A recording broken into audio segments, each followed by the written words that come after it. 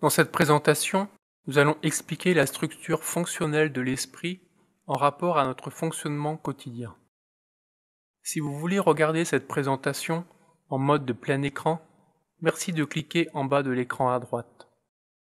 Notre esprit est constitué de 3 parties: l'esprit conscient, le subconscient et l'inconscient. Car ce sont principalement l'esprit conscient et le subconscient qui jouent un rôle dans notre fonctionnement quotidien.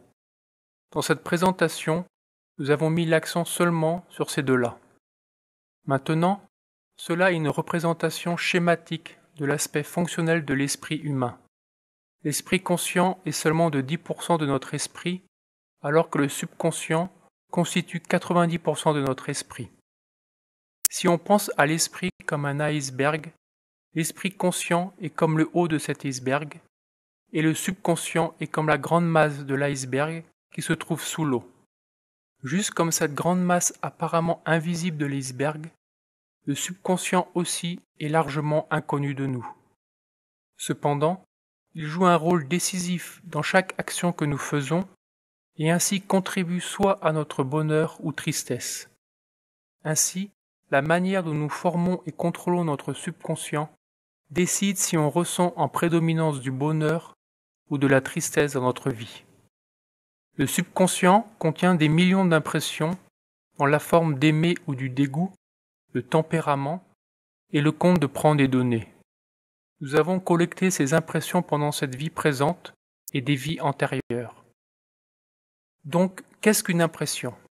Toute nouvelle impulsion forte ou répétée qui vient à l'esprit conscient à travers les 5 sens, pensée ou action, entre dans le subconscient et forme une impression ou renforce celle qui existe. Si cette impression est renforcée, elle s'établit soi-même dans la forme d'un centre. Plus la répétition ou plus est le renforcement, plus grand devient le centre. Cela est pareil de comment est créé un sentier dans un champ. Seulement si une personne marche au même endroit à plusieurs reprises dans un champ d'herbe, alors un sentier sera créé. Une fois qu'un centre est créé dans le subconscient, il commence à envoyer des impulsions à l'esprit conscient, même dans l'absence d'un stimulant extérieur. Les centres similaires se regroupent ensemble pour former un plus gros centre. Nous avons beaucoup de ces centres dans notre subconscient. Les différents centres sont le centre d'identification et d'interprétation. Ce centre identifie et interprète la nature de l'impulsion. Le centre d'aimer ou du dégoût. Ce centre contient les impressions de tous les goûts ou dégoûts de la personne. Le centre de l'instinct et du désir. Cela est un entrepôt de tous nos désirs et instincts. Le centre des caractéristiques du tempérament.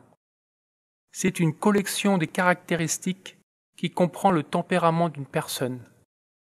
Le centre du compte de prendre des données. Ce centre maintient les comptes de tous les types de prendre des données avec les autres et il est décisif à régler les comptes. Par exemple, si M. X excroque M. Y, le centre du compte de prendre des données de M. Y se rappelle et le pousse à régler le compte. Dans une diapo précédente, nous avons expliqué qu'un centre est composé de plusieurs impressions qui sont de nature similaire. Par exemple, le centre d'aimer et du dégoût peut contenir des impressions comme aimer le chocolat. Il peut aussi garder l'impression, comme le dégoût, comme de ne pas aimer le lait. Inconnues de notre esprit conscient, ces impressions et centres dans le subconscient sont la cause principale de nos actions et réactions. En vérité, notre personnalité est attachée aux impressions dans notre subconscient qui définit comment on réagit aux différentes choses.